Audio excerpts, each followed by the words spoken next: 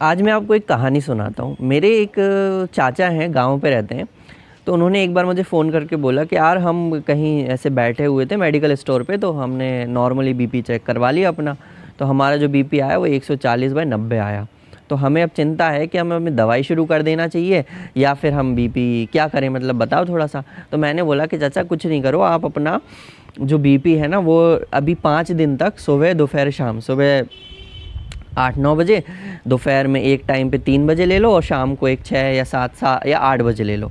ऐसे सुबह, दोपहर, शाम का बीपी आराम से 5 मिनट बैठ करके सही तरीके से आप ले करके एक पेपर में लिख के डायरी में लिखो और वो 5 दिन तक, मतलब सुबह, दोपहर, शाम का बीपी मेरे को बताओ। 5 दिन बाद उन्होंने मुझे बताया तो उनका बीपी नॉर्मल आया कि उनका बीपी रीडिंग्स आई 120/80 के करीब, 130, 125/86 आया, 130 इतना आया। तो एवरेज निकाला तो नॉर्मल कैटेगरी में आया। तब मैंने उन्हें बताया कि आपको कोई दवाई की आवश्यकता नहीं, उस समय या तो चलने फिरने से या आप स्ट्रेस में होगे इसलिए बीपी बढ़ गया होगा, अदरवाइज़ आपको कोई बीपी खाने की आवश्यकता नहीं है। तो इस चीज़ को हम बोलते हैं कि होम बीपी मॉनिटरिंग। या इसमें होता क्या है कि इसमें हम पेशेंट को एक टाइम की रीडिंग से हम बीपी की दवाएं शुरू नहीं कर सकते। हमें एक लंबे समय तक, लगभग 5 से 7 दिन तक एक टाइम चाहिए रहता है कि भाई नॉर्मल जो आपका पूरा दिन का एवरेज है वो नॉर्मल आ रहा है कि नहीं आ रहा, वो बढ़ा हुआ है। तो अगर वो बढ़ा हुआ है ओवरऑल बीपी के, भाई सुबह भी 150/90 आया, दोपहर में भी 148/90 आया, शाम को 160/100 आ गया, अगले दिन भी फिर आपको इसी तरह की रेंज आई, तो फिर आपका जब एवरेज आएगा तो वो लगभग 155/90 या 155/100 आएगा, तब आपको बीपी की गोली स्टार्ट करनी रहेगी।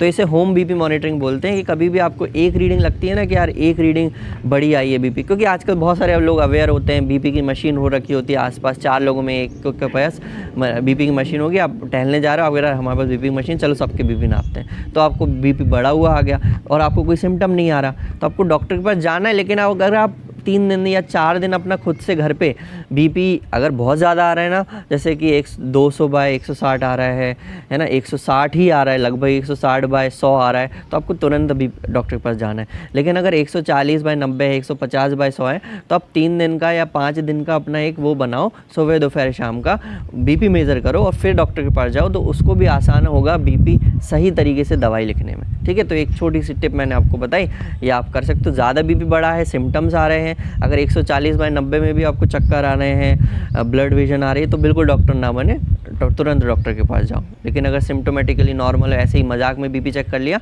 तो ये होम बीपी मॉनिटरिंग करना है।